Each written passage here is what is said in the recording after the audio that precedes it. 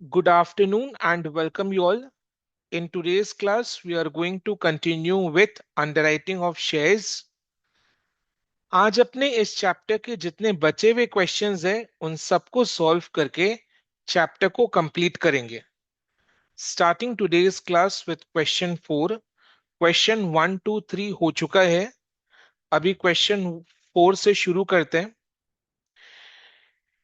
BD flour mills limited floated a public issue of 1,50,000 equity shares. कितना shares issue किया? 1,50,000 equity shares having face value of rupees 10 each. एक share का face value कितना है? Rupees 10 at par. यानी the shares are issued at par. Par value is rupees 10. A, B, and C have taken underwriting of the issue in equal share.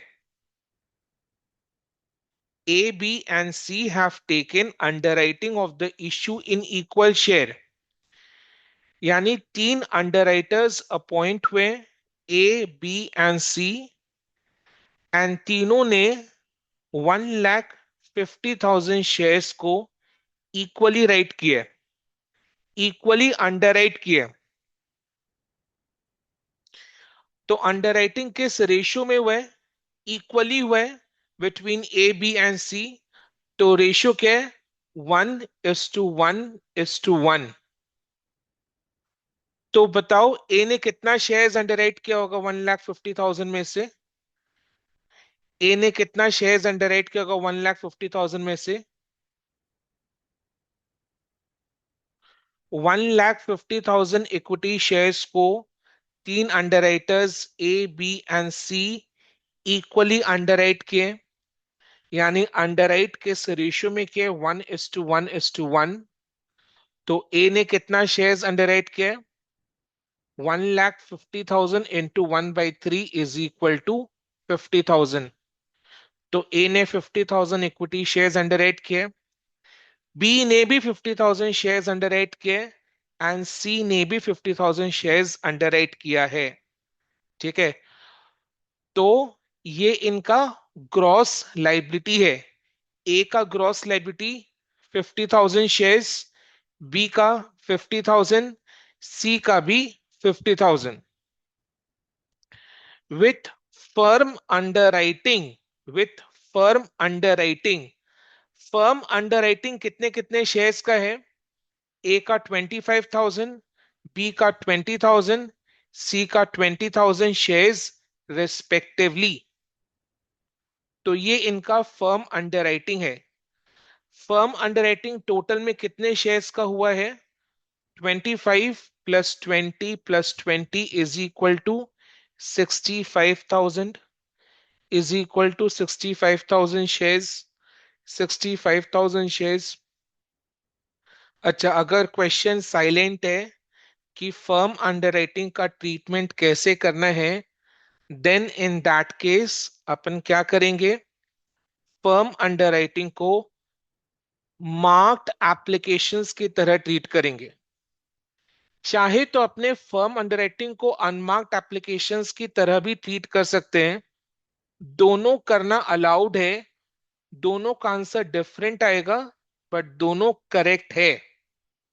तो अपने चाहे तो, अगर क्वेश्चन साइलेंट है तो अपने चाहे तो फर्म अंडरराइटिंग को मार्क्ड एप्लीकेशंस की तरह ट्रीट कर सकते हैं, या फिर अनमार्क्ड एप्लीकेशंस की तरह ट्रीट कर सकते हैं.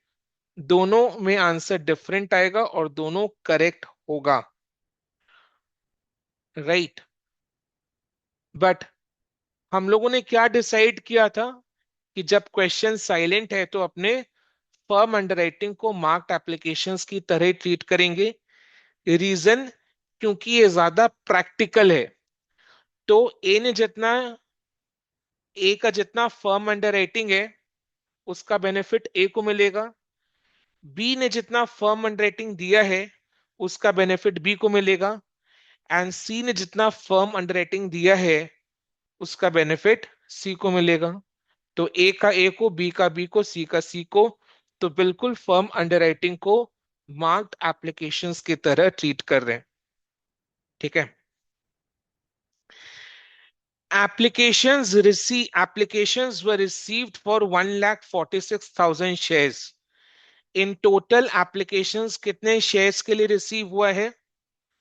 इन टोटल एप्लीकेशंस 1,46,000 शेयर्स के लिए रिसीव हुआ है। कंपनी ने कितना शेयर्स इशू किया था? 1,50,000 शेयर्स इशू किया था। 1,50,000 में से कंपनी को एप्लीकेशंस 1,46,000 शेयर्स के लिए मिला है, राइट, इन टोटल। तो अनसब्सक्राइब्ड नंबर ऑफ शेयर्स कितने हुए? 1,50,000 minus 1,46,000 is equal to 4,000 shares. तो अनसब्सक्राइब्ड शेयर्स कितने हुए? 1,50,000 माइनस 1,46,000 इज इक्वल टू 4,000। तो 4,000 अनसब्सक्राइब्ड शेयर्स है। अनसब्सक्राइब्ड शेयर्स को कौन सब्सक्राइब करेगा? अनसब्सक्राइब्ड शेयर्स को अंडरराइटर सब्सक्राइब करेंगे। उसके लिए अपने एक टेबल बनाते हैं, statement showing computation of net liability and total liability. तो अंडरराइटर्स का नेट लाइबिलिटी कुल मिलाकर, नेट लाइबिलिटी कुल मिलाकर कितना होना चाहिए? तीनों अंडरराइटर्स का नेट लाइबिलिटी मिलाकर कितना होना चाहिए? तीनों अंडरराइटर्स ए बी एंड सी, इन तीनों का कुल मिलाकर नेट लाइबिलिटी 4,000 शेयर्स का होना चाहिए। बिकॉज ये 4,000 अनसब्सक्राइब्ड शेयर्स है जिसको A B and C subscribe करेंगे। तो ए बी एंड सी का कुल मिलाकर नेट लाइबिलिटी 4,000 शेयर्स का है। ठीक है। अच्छा, applications were received for 1,46,000 shares, out of which the marked applications were as under। यानी 1,46,000 में से मार्क्ड एप्लीकेशंस कितने शेयर्स का है? ए का 24,600, बी का 20,600, सी का 15,000। ये इनका मार्क्ड एप्लीकेशंस है। टोटल मार्क्ड एप्लीकेशंस कितने हो गए? टोटल मार्क्ड एप्लीकेशंस कितने हो गए? 59,600। ए का मार्क्ड एप्लीकेशंस 24,600, बी का 20,000, सी का 15,000। in total marked applications is equal to 59,600। Clear? Yes, sir. Okay. So applications कुल मिलाकर 1,46,000 शेयर्स का रिसीव हुआ है। 1,46,000 एप्लीकेशंस में से मार्क्ड एप्लीकेशंस 59,600 शेयर्स का है। और फर्म अंडरराइटिंग कितने शेयर्स का है? 65,000 शेयर्स का है। यानी 1,46,000 एप्लीकेशंस में से मार्क्ड एप्लीकेशंस 59,600, फर्म अंडरराइटिंग 65,000। तो बाकी कितना बच रहा है? 1,46,000 माइनस 59,600 माइनस 65,000 करो, कितना आ रहा है? 21,400. 21,400. 21,400। So 21,400 is unmarked applications. 21,400 is unmarked applications. Unmarked applications वो एप्लीकेशंस होता है जो कंपनी पब्लिक से लेकर आता है, जो कि अंडरराइटर्स का काम को कम करता है। तो अनमार्क्ड एप्लीकेशंस का बेनिफिट अंडरराइटर्स को दिया जाएगा। किस रेशियो में? इन the ratio of gross liability. Gross liability का रेशियो क्या है तीनों अंडरराइटर्स का? 1:1:1। तो जो अनमार्क्ड एप्लीकेशंस है ना, 21,400, वो अपने तीनों अंडरराइटर्स ए बी एंड सी को देंगे इन the ratio of gross liability 1:1:1, यानी इक्वली बांटेंगे। लिखा हुआ भी है इसमें क्रेडिट क्रेडिट यानी बेनिफिट, क्रेडिट यानी benefit of unmarked applications is given to underwriters equally देना है 1:1:1 के रेशियो में. सो 21,400 इंटू 1/3 करो कितना आ रहा है? 7,133 ऐसा कुछ. सर मेरा seven thousand eight one hundred thirty thousand three 8,100 आ रहा है। No sir. कैसे बेटा? अनमार्क्ड एप्लीकेशंस कितने शेयर्स के हैं? 21,400 ना. सो 21,400 इंटू 1/3 करो, यानी 21,400/3 करो. हाँ सर मेरा भी अब आ गया 7,133। ठीक है, अभी क्लियर है बेटा? चलो, मतलब आपको दो को 7,133 देना है और एक को 7,134 देना है. समझ गया मैं क्या बोलना चाह रहा हूं? दो अंडर राइटर्स को 7,133 का बेनिफिट देना है और किसी एक को 7,134 का बेनिफिट देना है. क्योंकि टोटल में तो 21,400 का क्रेडिट मिलेगा ना, बेनिफिट मिलेगा. तो दो को, कोई भी दो को 7,133 माइनस करेंगे और कोई भी एक को 7,134 माइनस करेंगे. फिर क्या लिखा हुआ है? The underwriting commission was 5%. The total amount payable on application and allotment was rupees 5 per share and balance in calls. ये सब इंफॉर्मेशन का कोई मतलब नहीं, कोई यूज नहीं है. हम लोग को क्या करना है? सिर्फ लाइबिलिटी कंप्यूट करना है. जब क्वेश्चन में फर्म अंडरराइटिंग दिया हुआ है तो अपने नेट लाइबिलिटी के साथ साथ टोटल लाइबिलिटी भी कंप्यूट करेंगे. अपने को क्वेश्चन में क्या करना है? लाइबिलिटी कंप्यूट करना है. क्योंकि क्वेश्चन में फर्म अंडरराइटिंग भी है तो नेट लाइबिलिटी के साथ साथ टोटल लाइबिलिटी भी कंप्यूट करना है.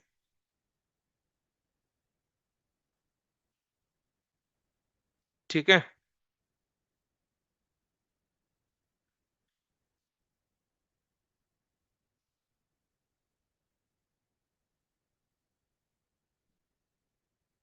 देखो, ए को 7,133 दे दो, बी को 7,133 दे दो.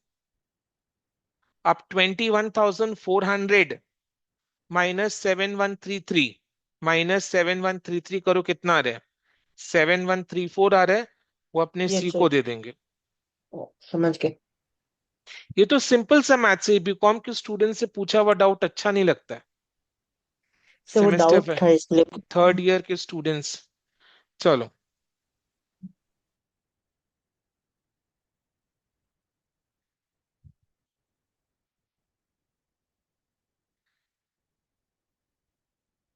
कोशिश करो खुद से करने का. बहुत ही दिक्कत हो रहा है तब मेरे साथ करो, बट कोशिश करो खुद से करने को और आंसर्स को मैच करो. पहले हम लोग नोट 1 देंगे. नोट 1 क्या चीज का दोगे? क्या कैलकुलेट करना है? Unmarked applications.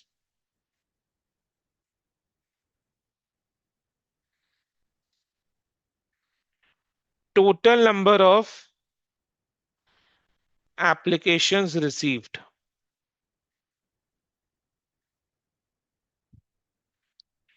is equal to 1,46,000.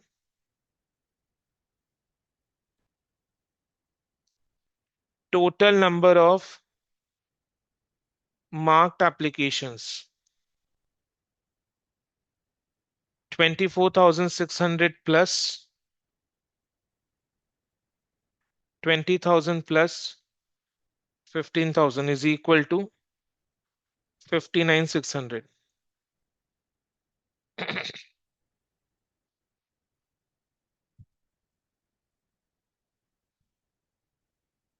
Total number of firm underwriting 25,000 plus 20,000 plus 20,000 is equal to 65,000. Therefore,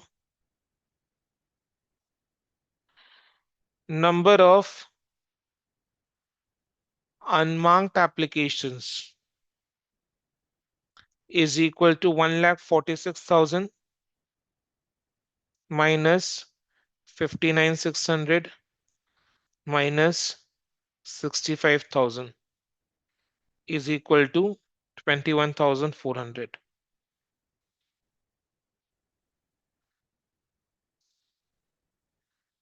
The benefit of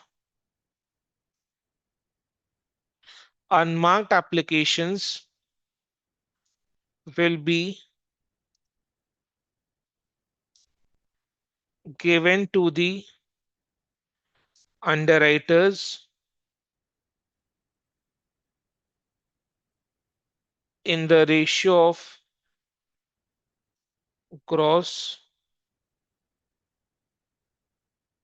liability,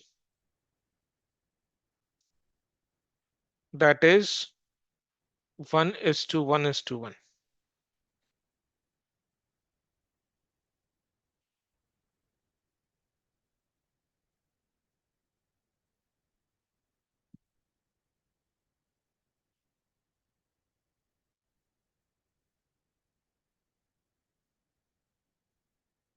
फिर नोट 2 क्या चीज का दोगे? अनसब्सक्राइब्ड शेयर्स कैलकुलेट करने के लिए।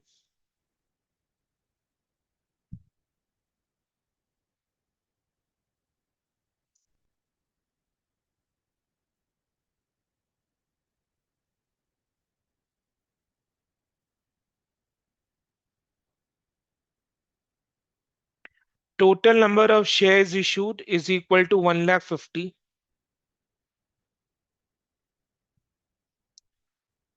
Total number of applications received is equal to 1,50,000 minus 1,46,000 is equal to 4,000. Therefore, unsubscribed shares is equal to 1,50,000. Sorry, number of applications received 1,46,000 ही होगा। मैंने अनसब्सक्राइब शेयर्स का कैलकुलेशन ऊपर दिखा दिए। Total number of applications received 1,46,000 होगा। मैंने by mistake unsubscribe shares का calculation दिखा दिया था, आप लोग भी रेक्टिफाई कर लो उसको।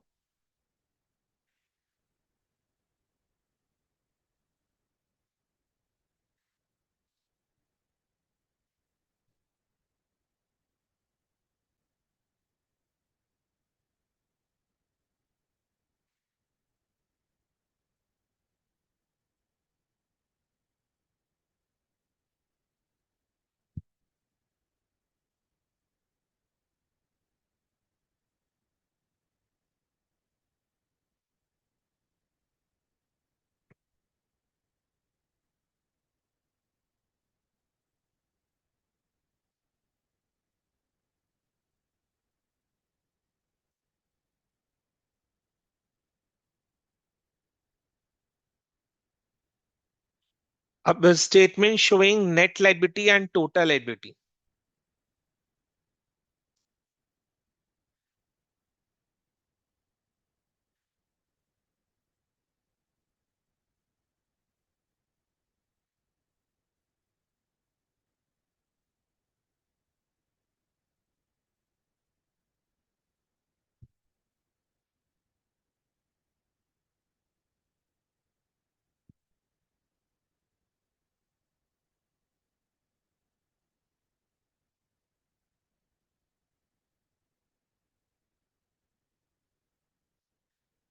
सबसे पहले ग्रॉस लायबिलिटी, ग्रॉस लायबिलिटी से शुरू कर रहे हैं।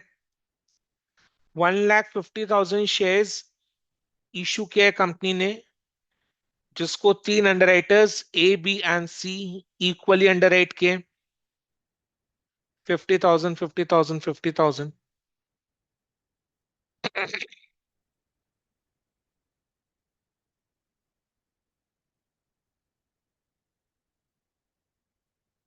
उसमें से लेस करेंगे फर्म अंडरराइटिंग। फर्म अंडरराइटिंग को कैसे ट्रीट कर रहे हैं? As marked applications. तो ब्रैकेट में लिख दिया एज मार्क्ड एप्लीकेशंस। तो ए का ए से माइनस करूं, बी का बी से माइनस करूं, यानी बी ने जितना फर्म अंडरराइटिंग दिया है उतना शेयर्स बी से माइनस करेंगे, और सी का सी से माइनस करूं।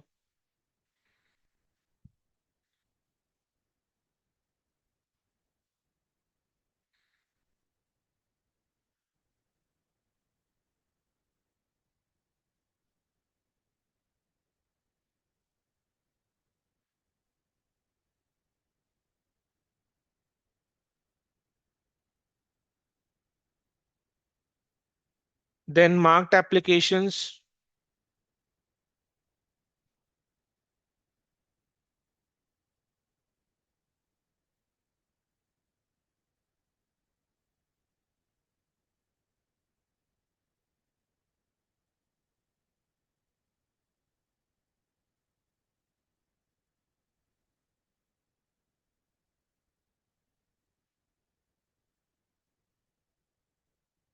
ए का ए से, बी का बी से, सी का सी से।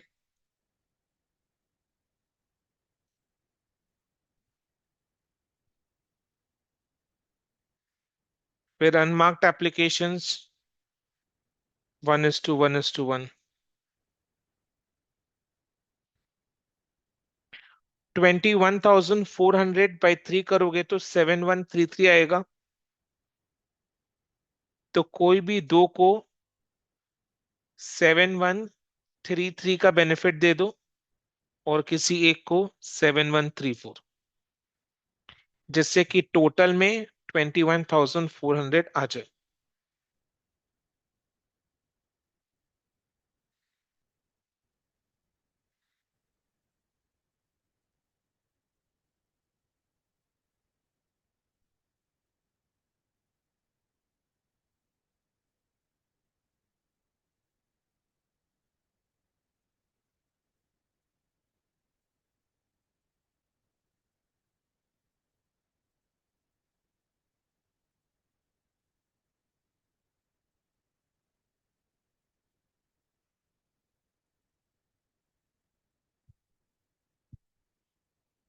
ए का सरप्लस आ रहा है।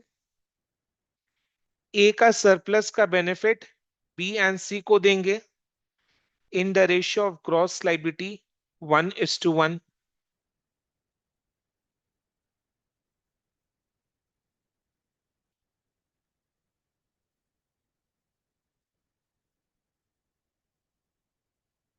surplus of A given to B and C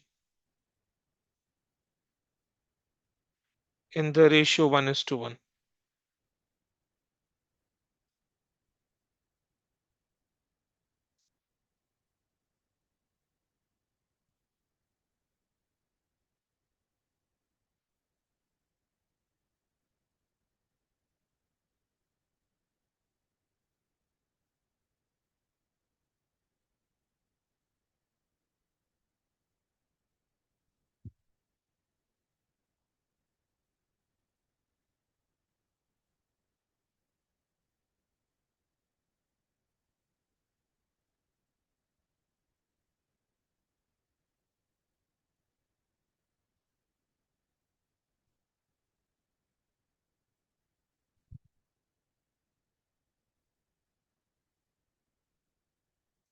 तो A का 0 हो गया।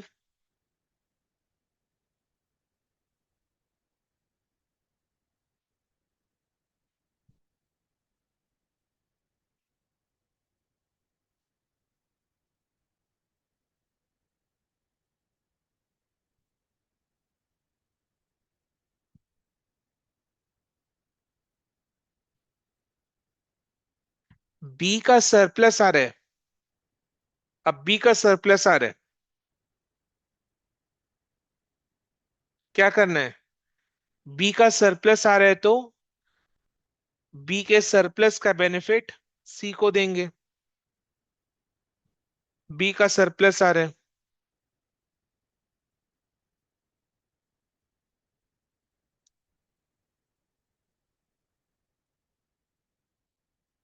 Less surplus of B given to C.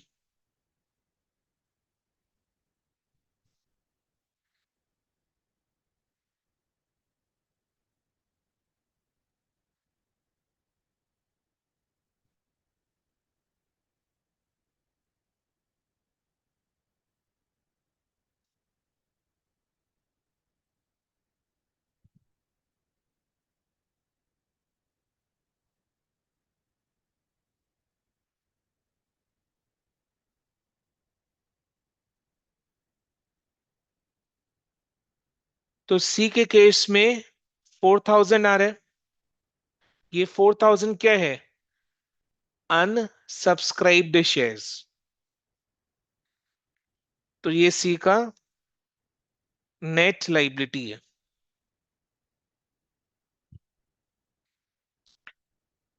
तो अनसब्सक्राइब्ड शेयर्स जो 4000 है,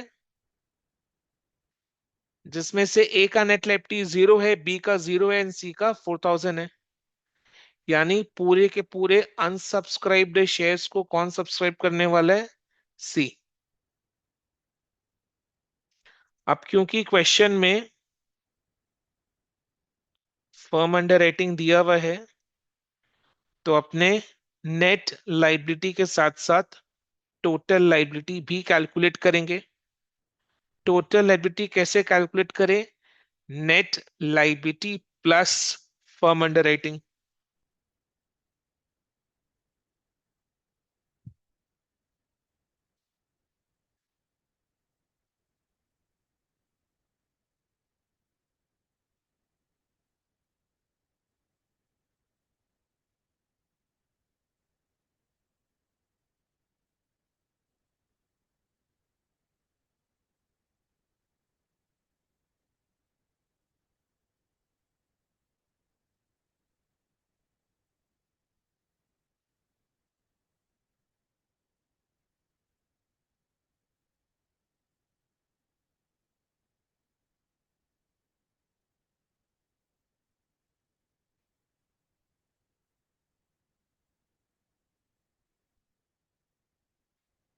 तो नेट लाइबिलिटी में फर्म अंडर राइटिंग को ऐड करके टोटल लाइबिलिटी कैलकुलेट किया।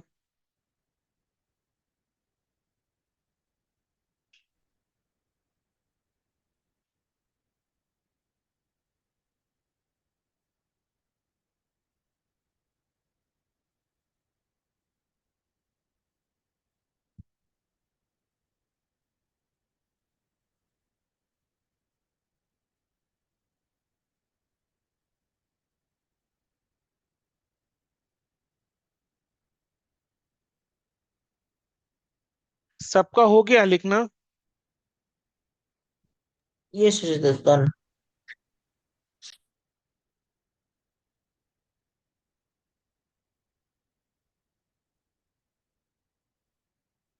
केशव सरावगी हो गया? हाँ सर हो गया। अच्छा केशव, मेरे को एक बताओ, एक चीज बताना। जैसे कि मार्क्ड एप्लीकेशंस, मार्क्ड एप्लीकेशंस कौन सब्सक्राइब करता है? Sir mark application under writers. नहीं, मार्क्ड एप्लीकेशंस वो एप्लीकेशंस है जो अंडरराइटर्स लेकर आते हैं। किससे? पब्लिक से। तो मार्क्ड एप्लीकेशंस को सब्सक्राइब किसने किया? पब्लिक। पब्लिक। वही पूछ रहा हूं मैं। तो मार्क्ड एप्लीकेशंस को सब्सक्राइब किसने किया? बोलो केशव। सर पब्लिक ने की है। ठीक है, मार्क्ड एप्लीकेशंस लेकर अंडरराइटर्स आते हैं, पब्लिक से। तो मार्क्ड एप्लीकेशंस को सब्सक्राइब कौन करता है? पब्लिक। अनमार्क्ड एप्लीकेशंस को कौन सब्सक्राइब करता है केशव? सर वो अनमार्क एप्लीकेशन ये कंपनी है ना, पब्लिक से सब्सक्राइब करवाते हैं। तो कौन सब्सक्राइब करता है?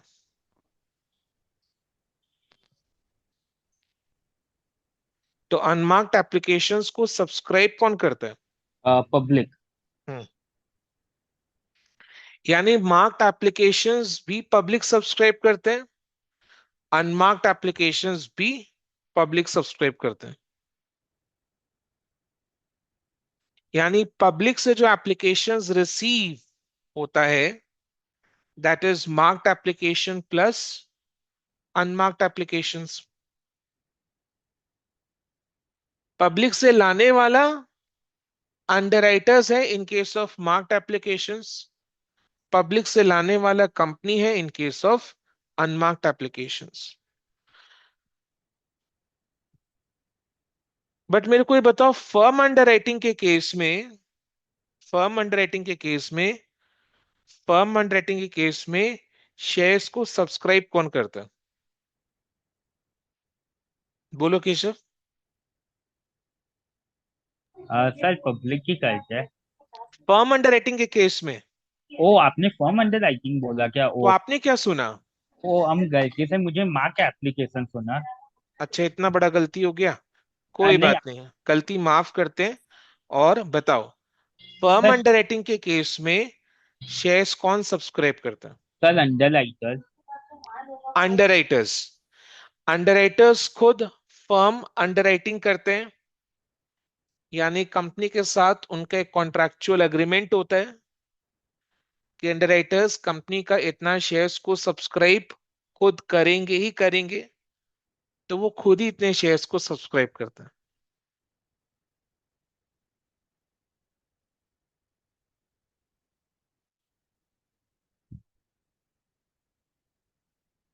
समझ में आया? तो फर्म अंडरराइटिंग अंडरराइटर्स सब्सक्राइब करते हैं, मार्क्ड एप्लीकेशंस और अनमार्क्ड एप्लीकेशंस पब्लिक सब्सक्राइब करते हैं।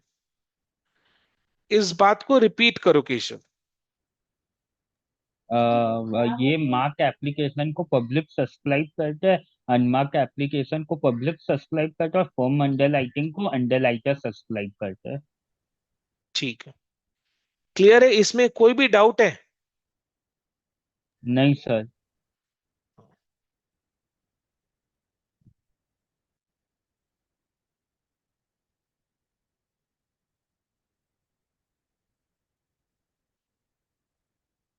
क्वेश्चन 4 हो चुका है। क्वेश्चन 5 जो है, that is same as question number 3। Figures वगैरह सब कुछ सेम है। Question 5 is same as question number 3। Figures figures ये सब कुछ सेम है। ऐसा क्वेश्चन 2 बार रिपीट हो चुका था एग्जाम।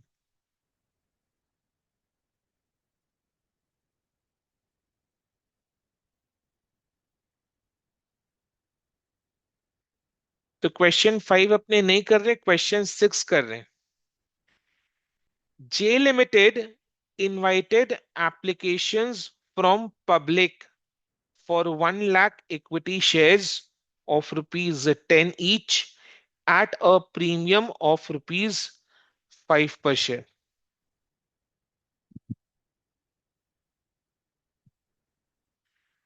ठीक है, तो जे लिमिटेड ने कितना शेयर्स इशू किया? 1 लाख इक्विटी शेयर्स इशू किए।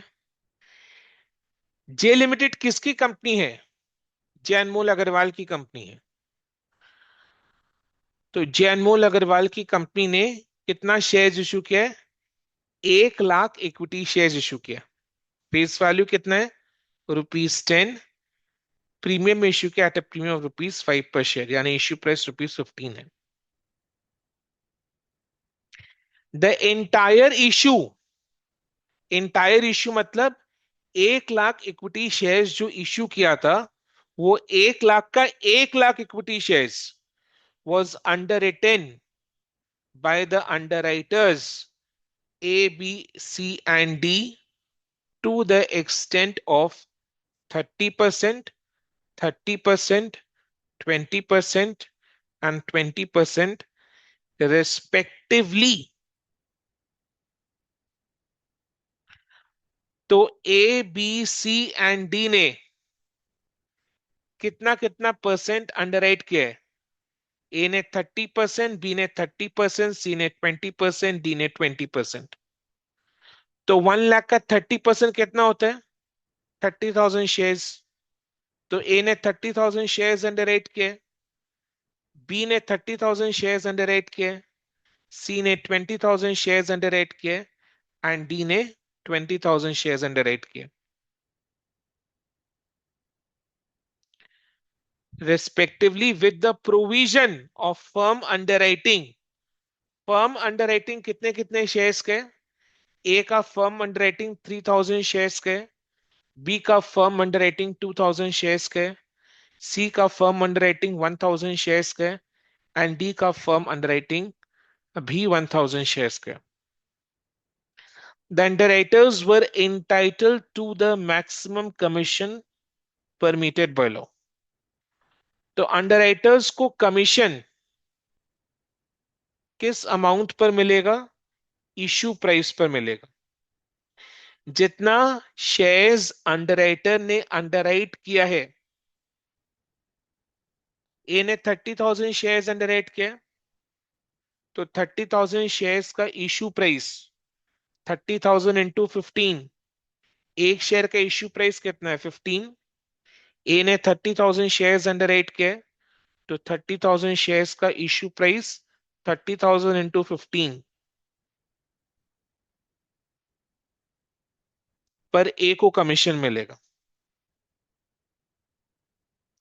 Maximum commission permitted by law, law means companies act 2013। तो मैक्सिमम कमीशन कितना है? शेयर्स के केस में 5% of the issue price, debentures के केस में 2.5% of the issue price. Shares के केस में 5% of the issue price, debentures के केस में 2.5% ऑफ द इशू प्राइस। तो इसमें तो कंपनी इक्विटी शेयर इशू कर रहे हैं, तो कमीशन का मैक्सिमम परसेंट इज 5%। तो ए का कमीशन क्या होगा? 30,000 इंटू 15 इंटू 5%। बी का कमीशन क्या होगा? 30,000 इंटू 15 इंटू 5%। सी का कमीशन होगा 20,000 इंटू 15 इंटू 5%। डी का कमीशन होगा 20,000 इंटू 15 इंटू 5%। ये इनका कमीशन है, ठीक है? ठीक है। The company received applications, the company received applications for 70,000 shares from the public। तो पब्लिक से 70,000 का एप्लीकेशंस रिसीव हुआ है। पब्लिक से 70,000 का एप्लीकेशन, 70,000 शेयर्स का एप्लीकेशन रिसीव हुआ है।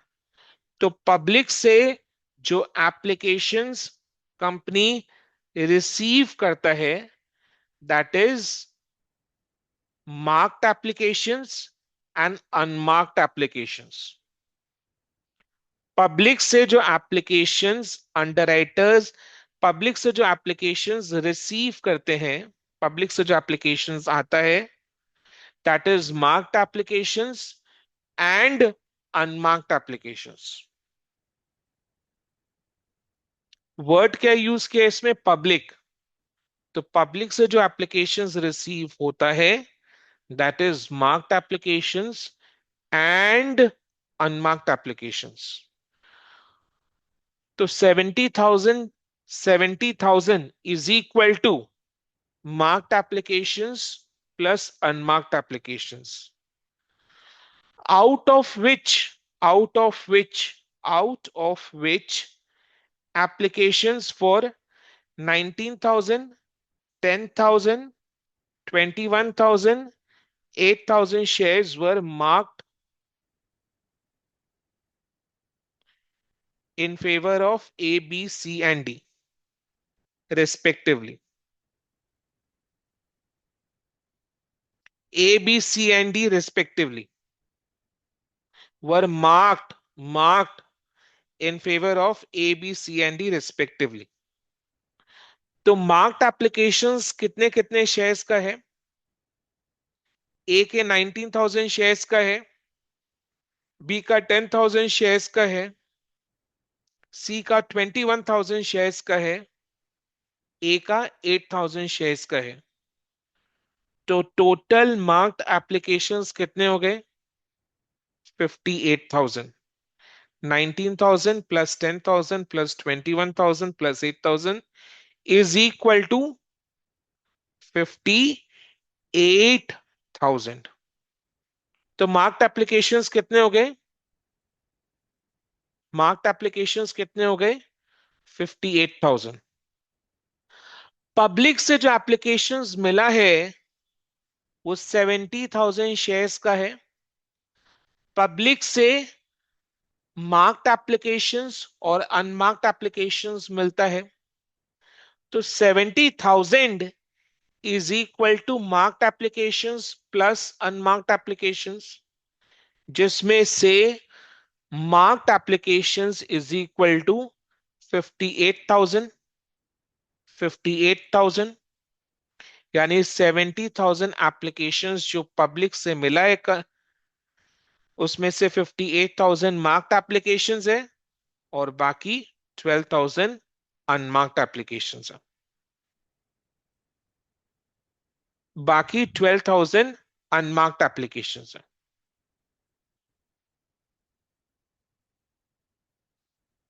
ठीक है केशव, पब्लिक से कितना एप्लीकेशंस रिसीव हुए? 70,000। 70,000 में से मार्क्ड एप्लीकेशंस कितने हैं? Mark application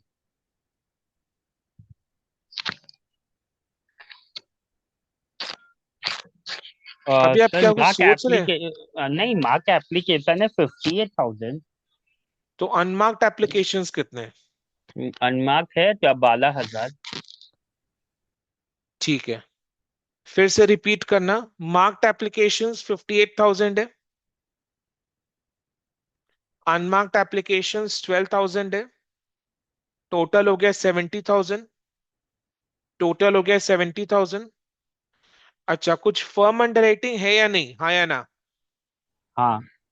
firm under writing 3,000, 2,000, 1,000 and 1,000 कितना हो गया? 7,000 है कि नहीं? तो फर्म अंडर राइटिंग 7,000 का है। फिर से रिपीट करना। मार्क्ड एप्लीकेशंस 58,000 है, अनमार्क्ड एप्लीकेशंस 12,000 है, फर्म अंडर राइटिंग 7,000 है।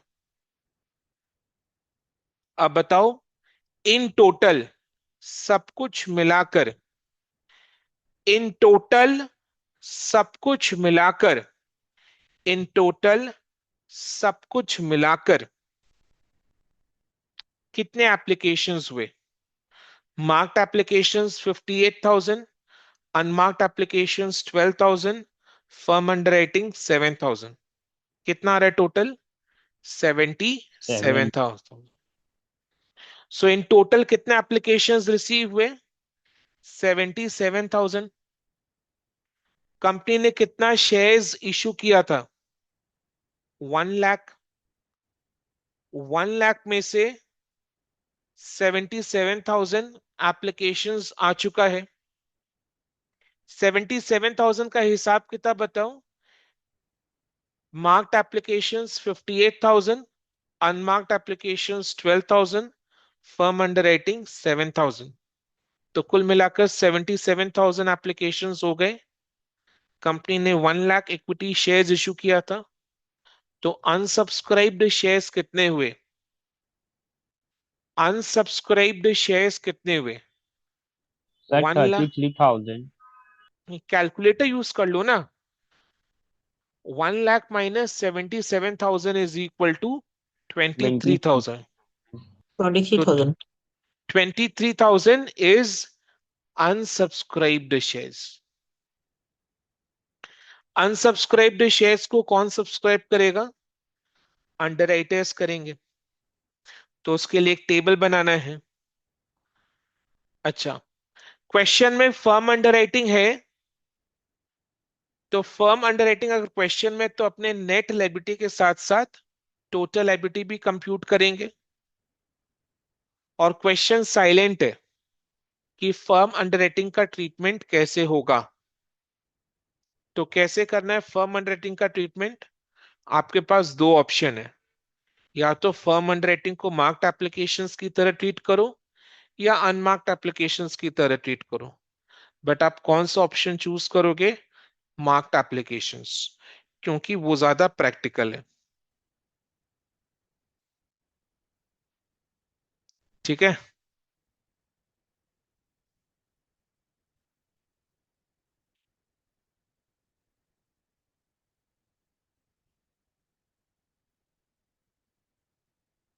परितोष क्लियर है?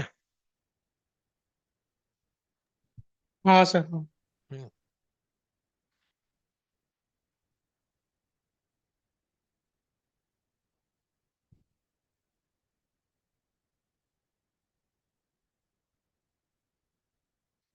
क्वेश्चन 6।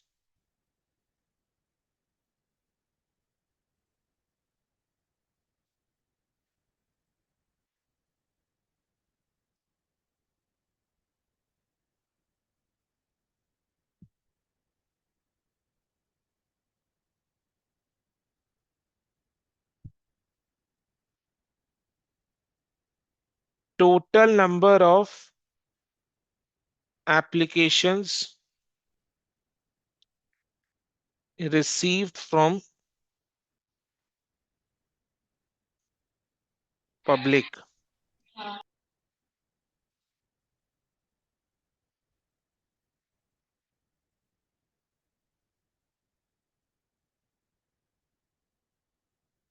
पब्लिक से 70,000 एप्लीकेशंस रिसीव हुआ है।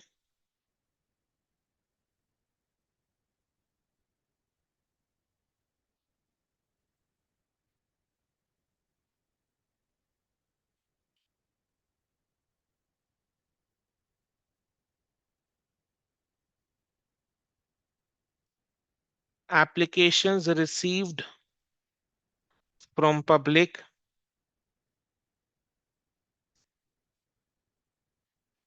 is equal to marked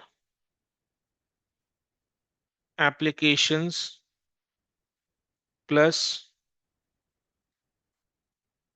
unmarked applications.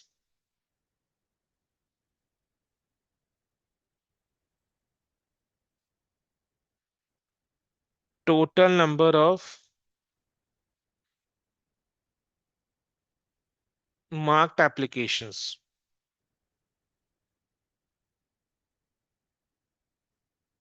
is equal to 19,000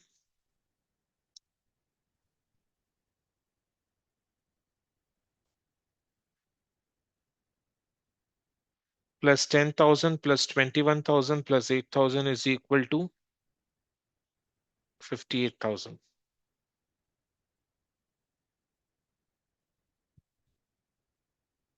Therefore, number of unmarked applications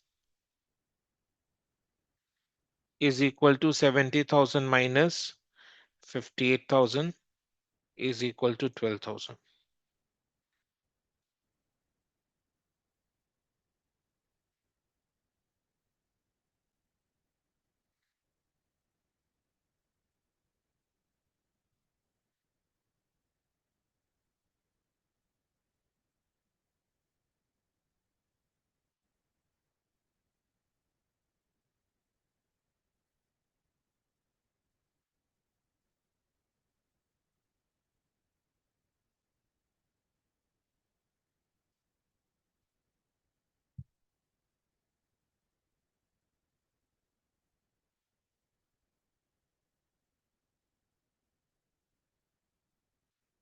total number of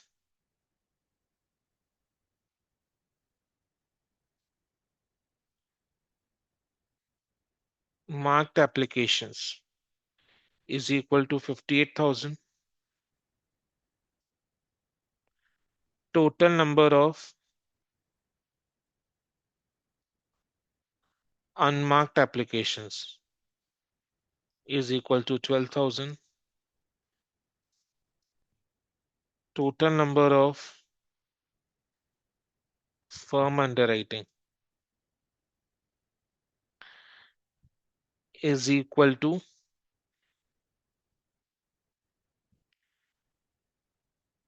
firm underwriting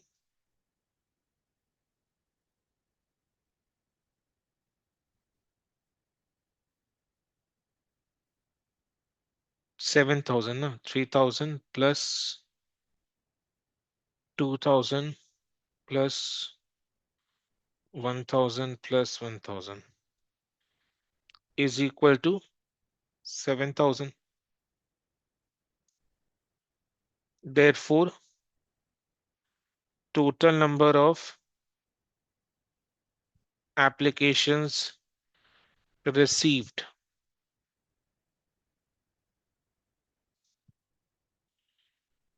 is equal to marked applications plus unmarked applications plus firm underwriting.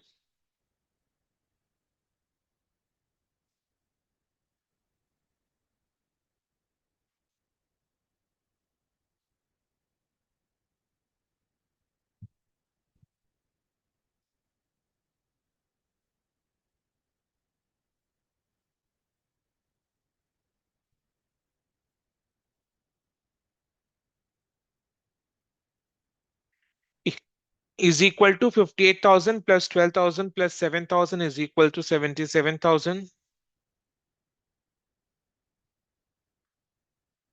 Total number of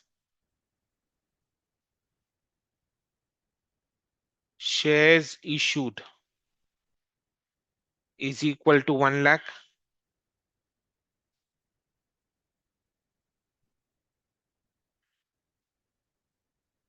Therefore, number of unsubscribed shares is equal to 1 lakh minus 77,000 is equal to 23,000.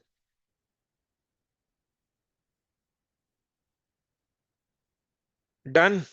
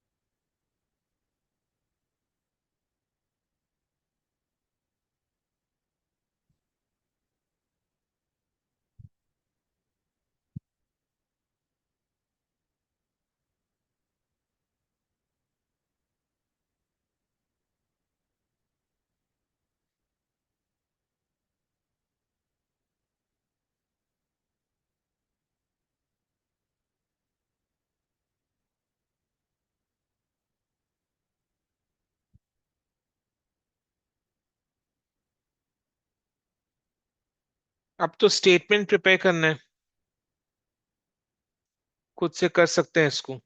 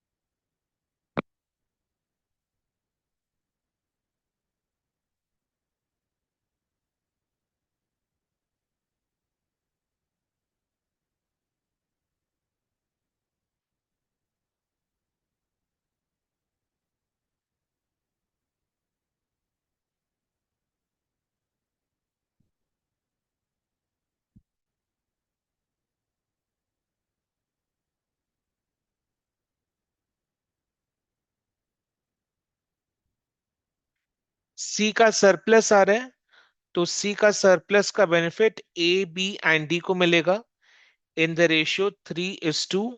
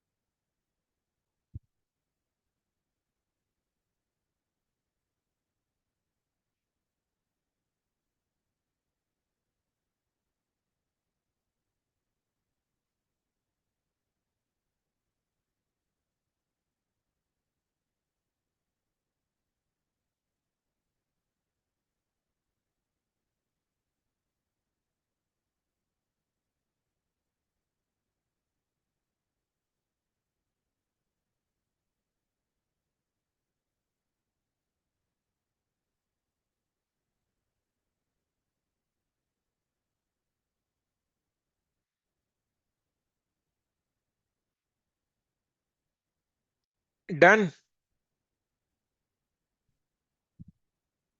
1 minute, sir. Paritosh हो गया? Yes sir. Keshav हो गया? Yes sir. Clear है? Yes sir.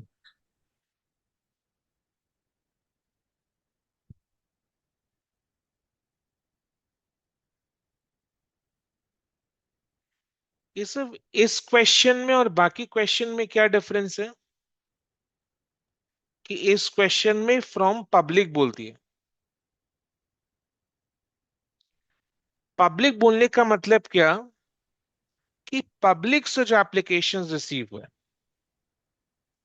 यानी 70,000 shares का application public से receive हुआ है, और पब्लिक से जो एप्लीकेशंस रिसीव होता है, या तो वो मार्क्ड एप्लीकेशंस होता है या अनमार्क्ड एप्लीकेशंस होता है। यानी 70,000 is equal to marked applications plus unmarked applications. Marked applications 58,000, तो बाकी बचा 12,000 अनमार्क्ड एप्लीकेशंस।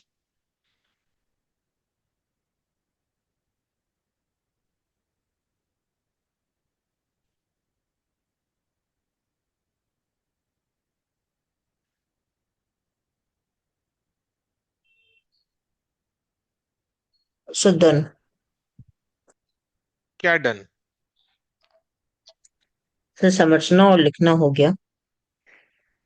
क्या समझना और लिखना हो गया? तो मतलब जो क्वेश्चन का सोल्यूशन किए हैं। कौन से क्वेश्चन का सोल्यूशन किया? तो problem 6 under writing of shares का। खुद से किया या कॉपी की हो? सर कॉपी किया? कॉपी किए लेकिन समझ समझ कर किए, ओ, इसलिए टाइम लगा। वो इसलिए टाइम लगा। हम्म। लाइन बनाने से टाइम नहीं लगा। चलो,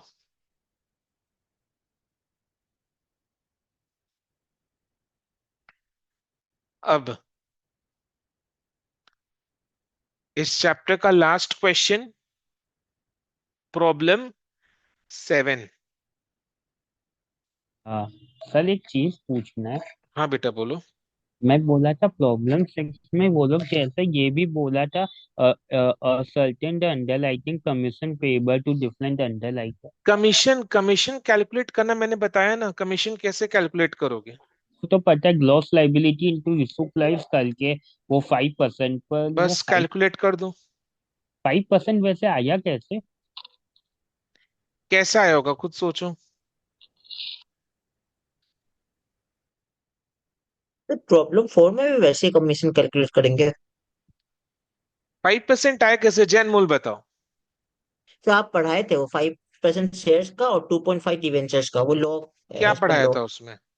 तो उसमें पढ़ाए थे कि 5% कमीशन लगता है शेयर्स में जब अंडरराइटिंग ऑफ शेयर्स होता है तो, और कहाँ पर लगता 2.5% है? लगता है। कहाँ, किसने बताया कहाँ पर लगता है? मैंने बताया, बट कहाँ आप पर ये लिखवाए चीज थे लिखा? कहाँ नोट्स पर, में। कहाँ पर बताया हुआ ये चीज 5% का लिमिट है? परितोष बताओ। स्टैट्यूटरी लिमिट है ना। कंपनीज एक्ट 2013 में लिमिट है। Companies act 2013। केशव, आपने सुना नहीं मैंने जब डिस्कस किया इसको? आप सोचते बहुत हो बेटा। जब मैंने डिस्कस किया था कमीशन, मैंने बताया ना कि कंपनीज एक्ट 2013 लिमिट लगाता है अंडरराइटिंग कमीशन के ऊपर। मैक्सिमम लिमिट कितना है? शेयर्स के केस में 5% of the issue price, debentures के केस में 2.5% of the issue price. Repeat करो केशव। शेयर के केस में 5% ऑफ द इशू प्राइस, और डिबेंचर के केस में 2.5% ऑफ द इशू प्राइस। एक बार और रिपीट करो। शेयर के केस में 5% ऑफ द इशू प्राइस, और डिबेंचर के केस में 2.5% ऑफ द इशू ये प्राइस। लिमिट किसने इम्पोज किया है, कहां पर इम्पोज किया है? Company act 2013। फिर से एक बार रिपीट करो। कंपनी एक्ट 2013 ने में क्या इम्पोज लिमिट है, फिर से रिपीट करो। कंपनी एक्ट 2013 ने इम्पोज किया है शेयर के केस में 5%, और डिबेंचर के केस में 2.5% स्टैट्यूटरी तो लिमिट है आप कमीशन पूरे के क्लास को बताओ कि कमीशन कैसे कैलकुलेट करोगे। लिए। Gross liability into issue price into A five का परसेंट कमीशन बताओ, ए का। एक बता दो।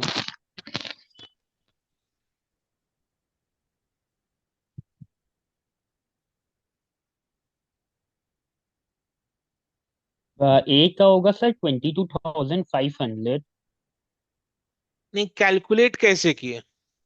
30,000 इंटू 15 इंटू 5%। नहीं समझ में आया, एक बार बताओ फिर से। वो थर्टी ग्लॉस थाउजेंड क्या लाइबिलिटी है? 30,000 ग्लॉस लाइबिलिटी है। ग्रॉस लायबिलिटी का मतलब क्या होता है? अ, मतलब इतना शेयर्स है ना, ये जो अंडर राइटर है वो अंडर राइट की है। करेक्ट है।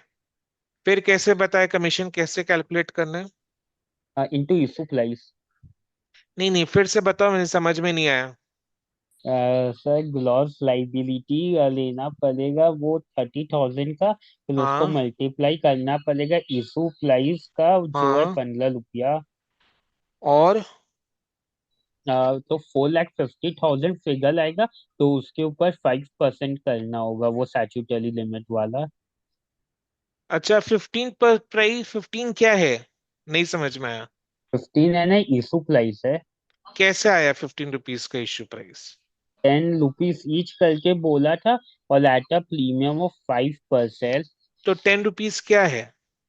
Face value. और 5 रुपीज क्या है? 15 रुपीज सर इशू प्राइस है। नहीं, 5 रुपीज क्या है? ओ 5 रुपीज प्रीमियम है। तो इश्यू प्राइस क्या है? 15 रुपीज। एक बार पूरे क्लास के लिए एक बार और बता दो, कमीशन कैसे कैलकुलेट करेंगे अपने? हम लोग को पहले ग्लॉस लाइबिलिटी लेना होगा थर्टी ग्रॉस थाउजेंड का। लायबिलिटी का मतलब number of shares underwritten by the underwriters. हाँ, और फिर उसको इशू प्राइस के साथ मल्टीप्लाई करना पड़ेगा, जो 10 रुपीज और 5%, 5 रुपीज प्रीमियम के साथ लेके 15 रुपीज मेरा इशू प्राइस होगा, उसको मल्टीप्लाई करना पड़ेगा।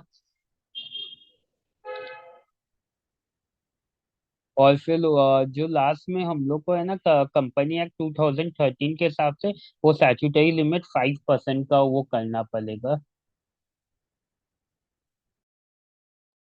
Correct correct.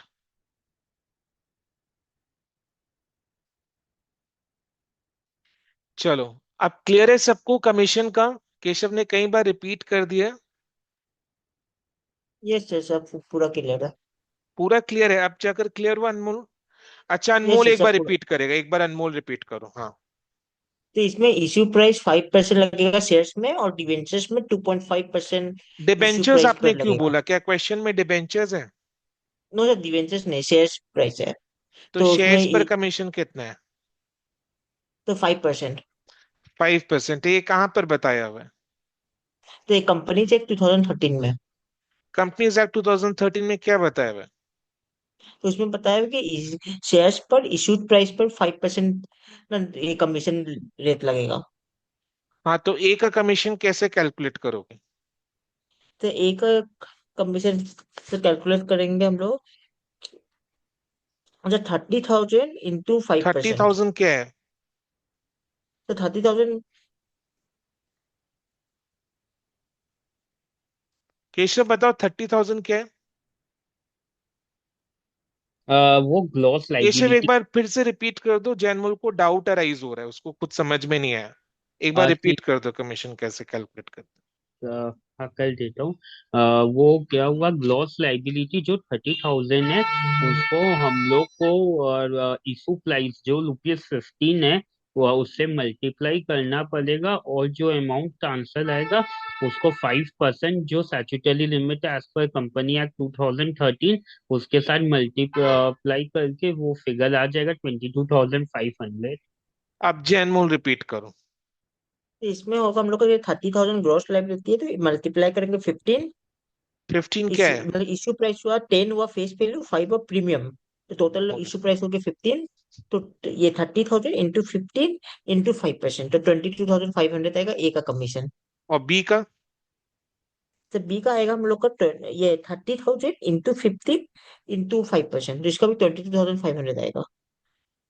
सही बोल रहा है केशव ये? Yes sir. ओके। चलो, प्रॉब्लम 7 करते, फिर से कमीशन को रिपीट करवाएंगे, हाँ। चलो, प्रॉब्लम 7। कोई जाएगा नहीं क्लास को छोड़कर। पहले प्रॉब्लम 7 सॉल्व करेंगे, फिर कमीशन को दोबारा रिपीट करेंगे। आज एकदम कमीशन जो है वो ब्लड में बस जाएगा। कल सुबह का अपना ब्लड टेस्ट करवाते तो उसमें कमीशन पॉजिटिव आएगा, है ना? फिगर क्या होगा? 5%। ठीक है। चलो फिर रिपीट करवाएंगे। रिपीट जितने बार हो सकता है उतने बार करते रहना है अपने को क्लास में। एग्जाम को एक ही बार देने का कोशिश करना। चलो। C limited decided to issue 10,50,000 equity shares of ₹10 each to the public. तो सी लिमिटेड ने कितना शेयर्स इशू किए? 10,50,000 इक्विटी शेयर्स इशू किए। A, B, and C have come forward to underwrite the public issue in 3:1:1। तो ए B and सी ने किस ratio में issue को अंडरराइट किया? 3:1:1। परितोष बताओ, ए ने कितना शेयर्स अंडरराइट किया? 6,30,000। केशव टेन बताओ, लैख बी ने? फिफ्टी हाँ, 1,50,000। टेन बी लैख ने? फिफ्टी इंटू हाँ, 3 / 5। नहीं नहीं, आपको रिपीट नहीं करना है। ठीक है। तो ए ने कितना शेयर्स अंडरराइट किया? 6,30,000। केशव बताओ, बी ने कितना शेयर्स अंडरराइट किया?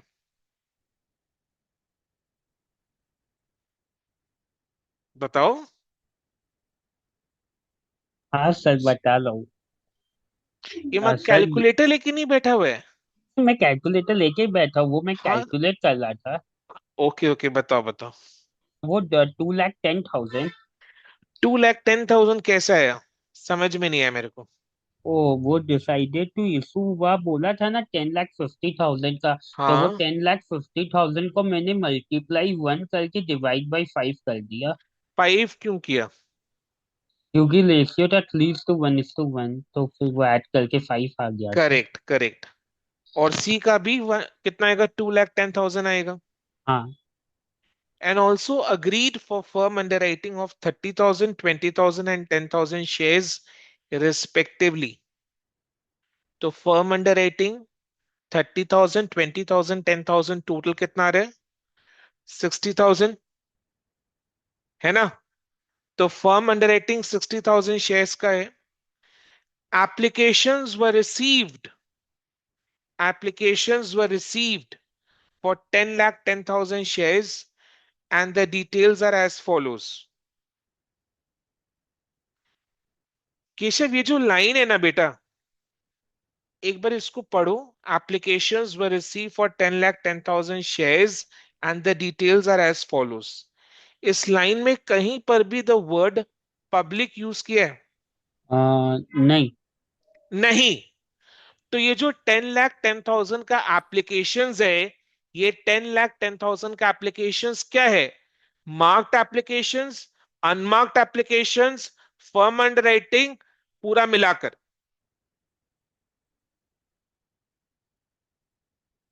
इस सेंटेंस में कहीं पर भी पब्लिक वर्ड नहीं यूज किया हुआ है। अब क्योंकि इस सेंटेंस में पब्लिक वर्ड नहीं यूज किया हुआ है, तो ये 10,10,000 क्या है? कुल मिलाकर इन टोटल 10,10,000 का एप्लीकेशन रिसीव हुआ है। यानी कि marked applications plus unmarked applications plus firm underwriting, तीनों मिलाकर 10,10,000। तीनों मिलाकर 10,10,000, ये टोटल एप्लीकेशंस है। सर, अगर वर्ड पब्लिक यूज किया होता तो ये marked applications plus unmarked applications होता। पब्लिक नहीं यूज किया हुआ है, तो ये कुल मिलाकर टोटल एप्लीकेशंस है, जिसमें मार्क्ड, अनमार्क्ड, फर्म अंडरराइटिंग सब कुछ है। पब्लिक यूज किया होता तो वर्ड, तो मार्क्ड प्लस अनमार्क्ड।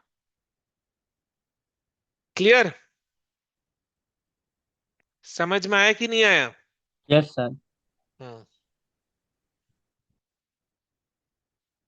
क्यों, क्या कई बार क्या होता है ना, देखो क्वेश्चन में हल्का हल्का चीज डिस्टरबेंस पैदा कर सकता है।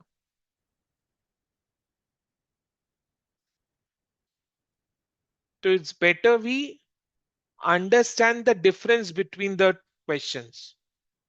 कि क्वेश्चन में ऐसा था तो आपने ऐसा किए, उस क्वेश्चन में वैसा था तो वैसा किए। तो वो डिफरेंस समझना बहुत जरूरी है बेटा।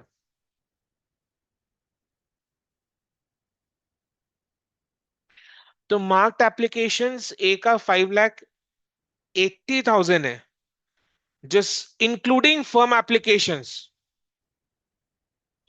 फर्म एप्लीकेशंस कितने हैं? ए का 30,000 है कि नहीं?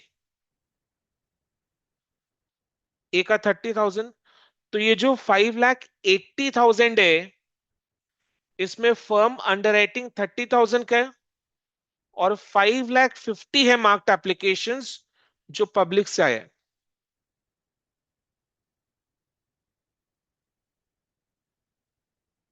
क्लियर? फर्म अंडरराइटिंग 30,000 का है, 5,80,000 में से फर्म अंडरराइटिंग 30,000 का है, तो बाकी 5,50,000 मार्क्ड एप्लीकेशंस जो पब्लिक से आया। बी का बताओ, परितोष बताओ। बी के केस में 2,20,000 है, 2 जिस lakh marked है करेक्ट, और 20 firm underwriting. from underwriting. Keshav बताओ सी का। सी का होगा 1,50,000 प्लस 10,000। 1,50,000 प्लस 10,000।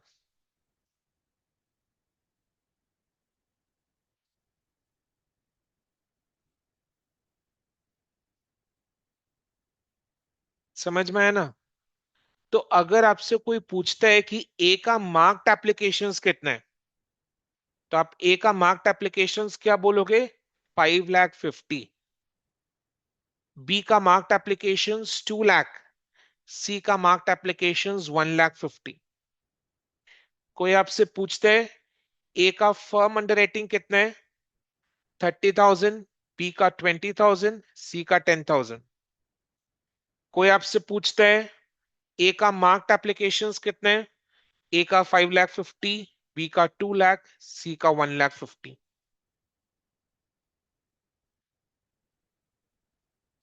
ठीक है।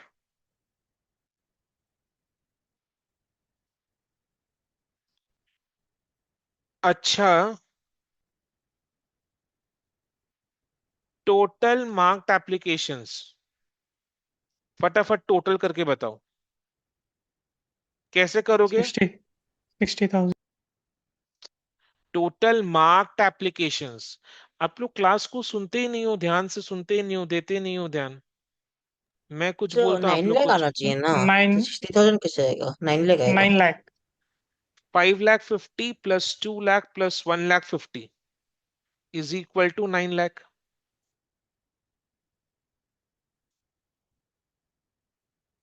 मार्क्ड एप्लीकेशंस 9,00,000 है। फर्म अंडर रेटिंग कितने हैं? 60,000। 60,000। अनमार्क्ड एप्लीकेशंस कितने हैं? 50,000। 50,000। तो marked applications 9,00,000, firm underwriting 60,000, unmarked applications 50,000। तो टोटल में कितना हो गया बोलो?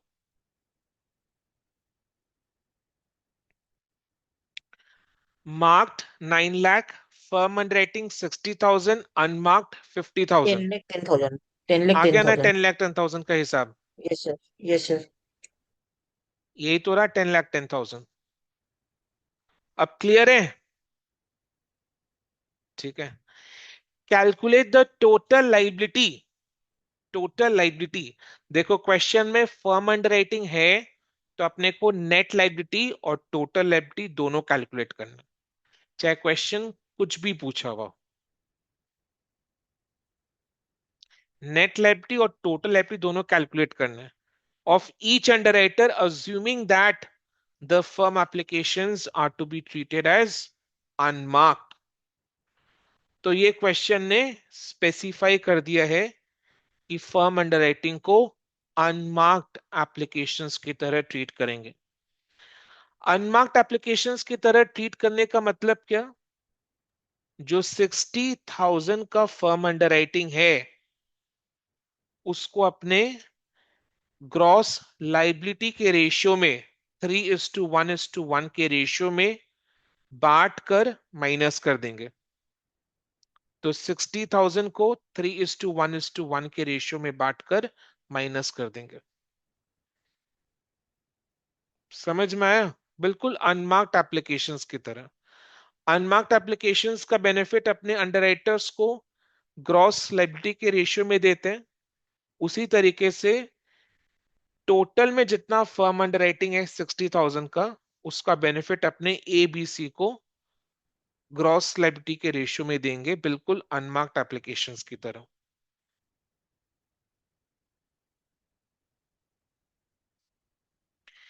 पहले अपने को क्या करना है?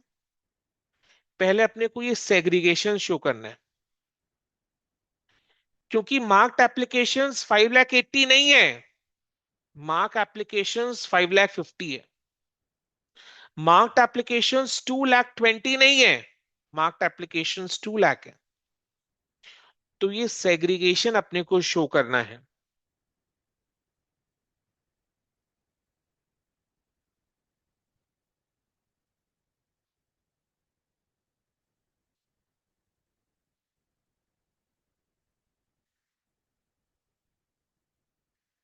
जनरली नोट 1 अपने किस लिए देते हैं? अनमार्क्ड एप्लीकेशंस को कैलकुलेट करने के लिए। बट इस क्वेश्चन में अनमार्क्ड एप्लीकेशंस दिया हुआ है। नोट 1 क्या चीज का बनाना है? Marked applications,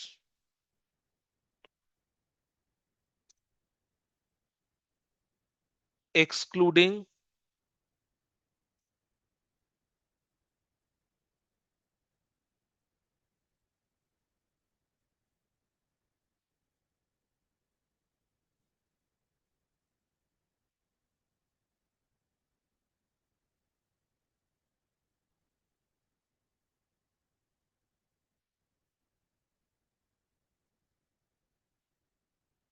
firm underwriting.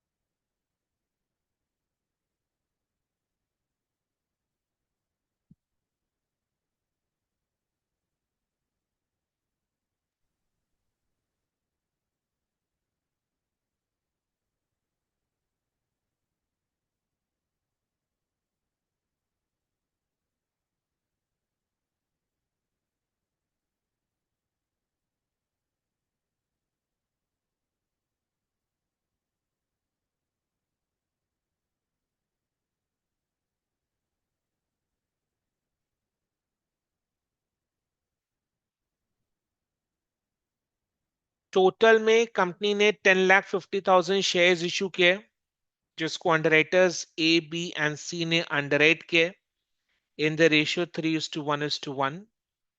तो 10,50,000 को 3:1:1 के रेशियो में बांटकर ए का 6,30,000, बी का 2,10,000, सी का 2,10,000।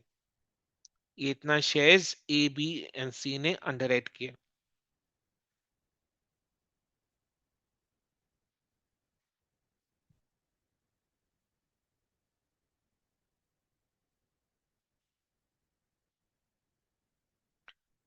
फर्म अंडरराइटिंग 60,000 शेयर्स का है,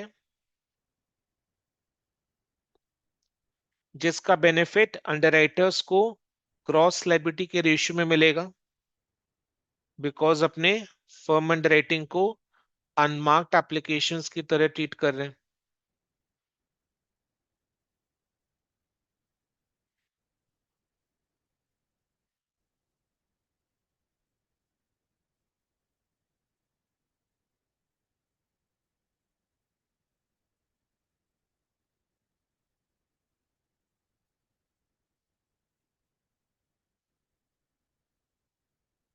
बताओ कितना आ रहा है? 60,000 इंटू 3/5,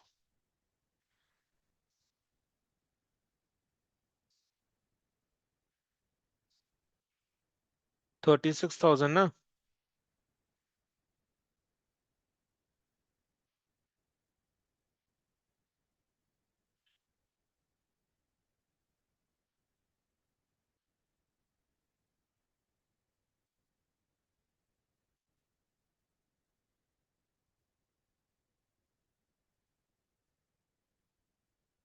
60,000 इंटू 3/5, 60,000 इंटू 1/5, देन सी का 60,000 इंटू 1/5।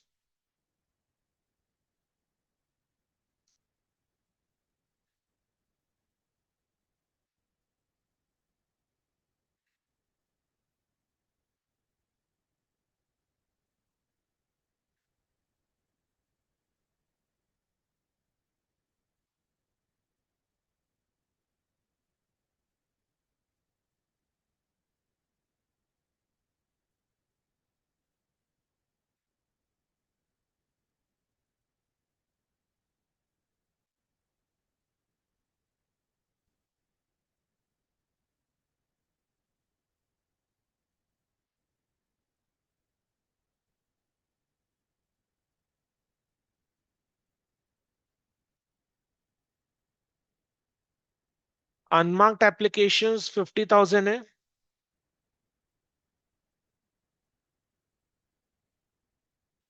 तो 50,000 इंटू 3/5, 50,000 इंटू 1/5, 50,000 इंटू 1/5।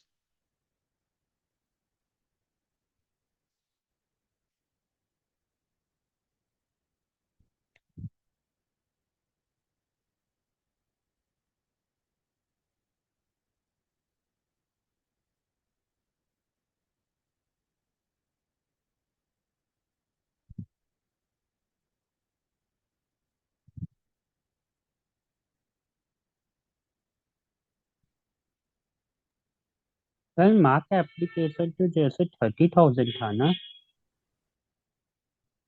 कौन सा बेटा? नहीं कुछ नहीं सर, वो डाउट था, मिट गया। डाउट मिट गया? किसने मिटाया? कौन है वो? वो नहीं वो हम मैं सोच समझ रहे। गया, समझ गया, समझ गया। इसमें मस्ती करता हूँ, चल। देखो, मेरे पूरा जो दिन होता है ना, वो स्टूडेंट्स के साथ ही गुजरता है। मतलब maximum portion of the day students के साथ ही गुजरता है। तो जिंदगी में थोड़ा हंसी मजाक चाहिए कि नहीं चाहिए? तो स्टूडेंट ही उसका मीडियम है। तो जो भी होता है आप लोग के साथ ही हो पाता है ना? अपना लाइफ ऐसा ही है। आप लोग मेरे प्लेस में जब आओगे तो आप लोग खुद समझोगे इस चीज को।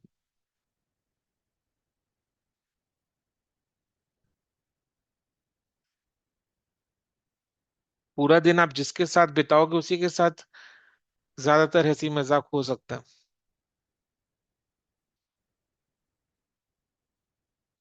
क्लियर है? देखो, कोई मिस्टेक तो नहीं है।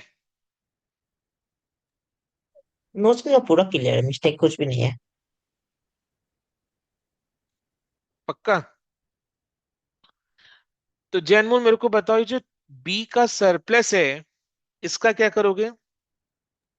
तो इसका हम लोग एक काम कर सकते हैं, बी का जो सरप्लस है उसको ए और सी में बांट देंगे इन the ratio of cross liability. तो ए और सी का ग्रॉस लेफ्टी का रेशियो क्या है? तो ए और सी का 3:1। करेक्ट।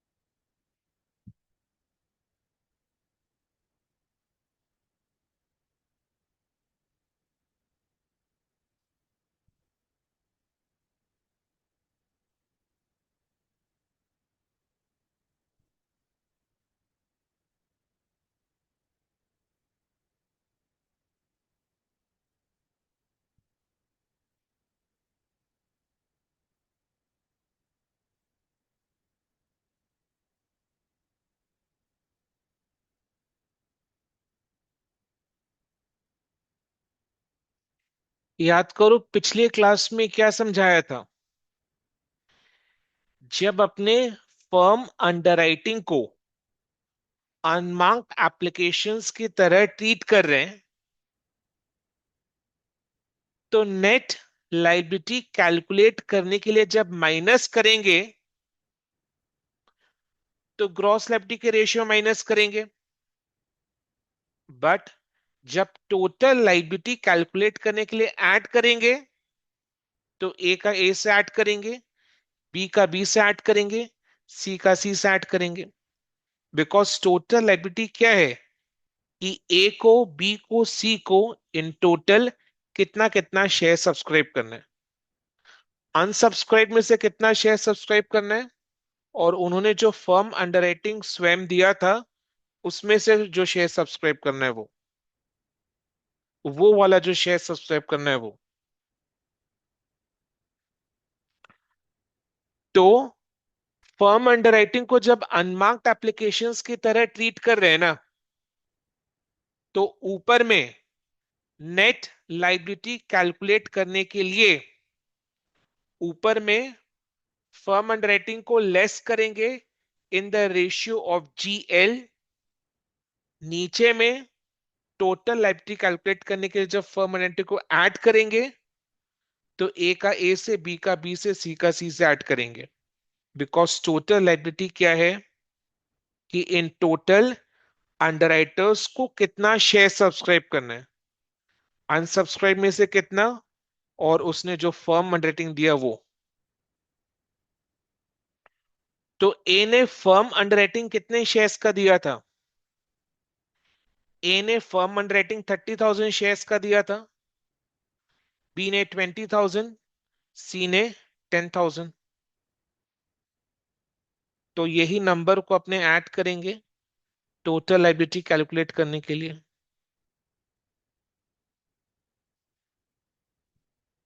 लास्ट क्लास में इस पर एक सम भी किए थे अपने।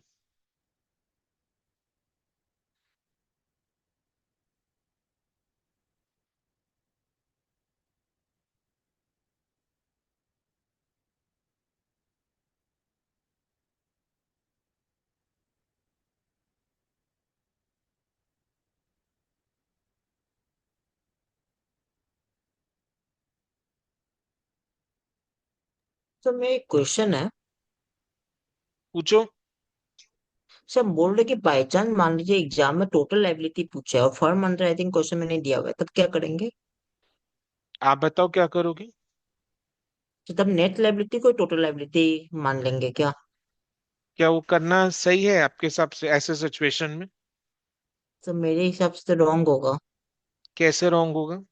कि नेट लाइबिलिटी टोटल लाइबिलिटी कैसे हो सकता है? कब हो सकता है? कि नेट लाइबिलिटी में जब फर्म अंडरराइटिंग ऐड करेंगे तब टोटल लाइबिलिटी होगा ना। और फर्म बस वही है। अंडरराइटिंग तो जीरो नहीं दिया करेक्ट है। हुआ है। करेक्ट है। चलो क्लियर है सबको?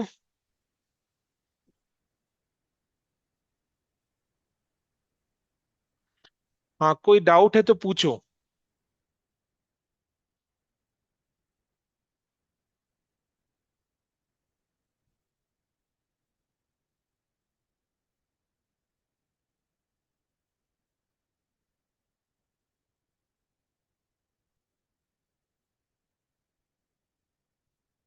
ठीक है। ये कैसे क्लियर है? केशव, आपको कोई डाउट है बेटा? सर मेरे को दो डाउट है। अच्छा ठीक है। ओके। चलो केशव का डाउट क्लियर करते हैं। आप और किसी को कोई भी डाउट है? हाँ, वो दो डाउट पूछो। हाँ सर पहला डाउट ये है कि जो हम लोग फोन नंबर सम किए थे ना, उसके अंदर आपने सरप्लस जो बांटा था एक सेकंड सर।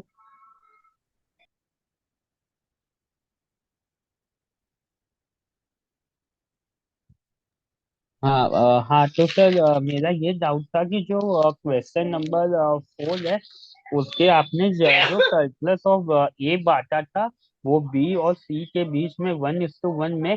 तो सर जैसे वो भी ग्लॉस लाइबिलिटी का ही था ना, मतलब फाइव आप खुद फिफ्टी पता थाउजेंड करो। देखो क्वेश्चन 4 में।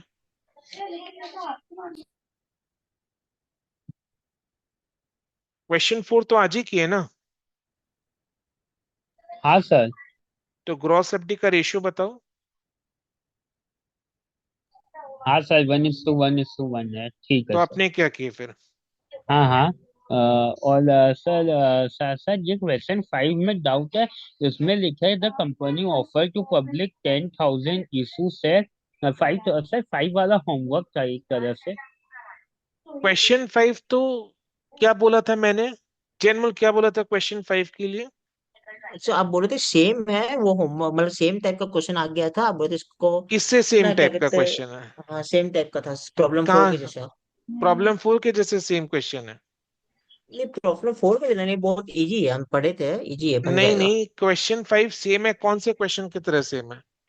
केशव आप बताओ देखकर। ओ समझ गया सर, क्वेश्चन 3 की तरह सिमिलर है। सिमिलर है कि सेम है?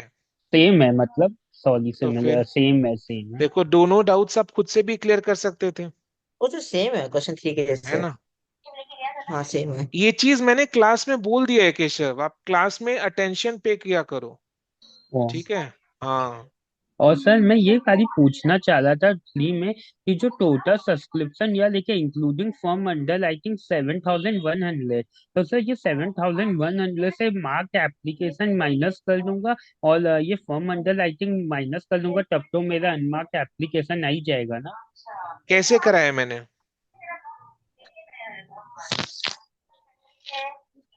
हाँ आपने भी वैसे ही करवाया था। तो आपको कैसे करने का मन है? नहीं आप जैसे करवाए वैसे ही करूंगा। हम्म, ठीक है सर, और कोई डाउट नहीं। नहीं, पूछो ना और कोई डाउट है तो। नहीं सर नहीं, और कोई डाउट नहीं है, खत्म? हाँ सर। अच्छा, ये जो डाउट आपने पूछा वो खुद से खुद सॉल्व हो गया या मैंने सॉल्व किया? मैंने कुछ सही कर दिया।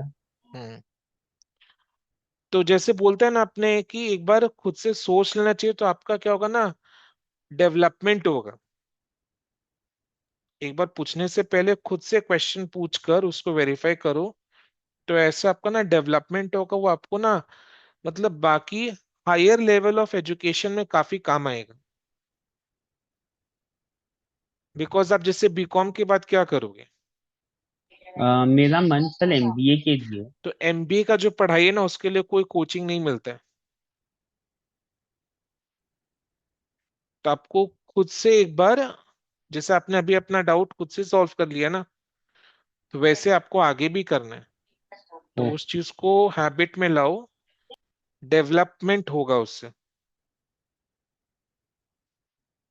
ठीक है, don't take it otherwise, development होगा, बिकॉज मेरे को पता है मैं क्लास में कैसे पढ़ा रहा हूँ, क्या पढ़ा रहा हूँ।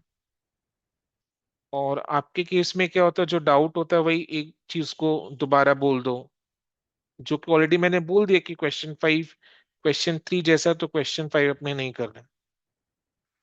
तो आपको अटेंशन पे करना है क्लास में, ठीक है ना। ठीक है सर, मैं आपकी बात समझ रहा हूँ, मैं अगली बार हाँ, से ध्यान अगले रखूंगा। बार से ध्यान रखो, और ये ना डेवलप, खुद का डेवलपमेंट के बारे में सोचो कि मेरा सही डायरेक्शन में डेवलपमेंट हो रहा है या नहीं हो रहा है। मतलब होता ना कि जैसे डाउट आ रहा है, ठीक है, बहुत बढ़िया बात है, कोशिश करो खुद से वेरीफाई करने का। वेरीफाई करो खुद से कि हाँ, ऐसा अगर है तो क्या ऐसा सर ने कराया या नहीं कराया, कि क्वेश्चन 5 के लिए सर ने क्या बोला था, इस क्वेश्चन में सर ने क्या कराया था। हाँ, खुद से जब आंसर नहीं मिले तो पूछो डाउट। ठीक है, उससे आपका डेवलपमेंट होगा, अदरवाइज क्या होगा ना, हायर एजुकेशन में प्रॉब्लम में पड़ जाओगे। मैं आपको अभी से बता रहा हूँ, चेतावनी जैसे समझो इसको, as a mentor, as a teacher, as a faculty, समझो इस चीज को। ओके। ओके, चलो,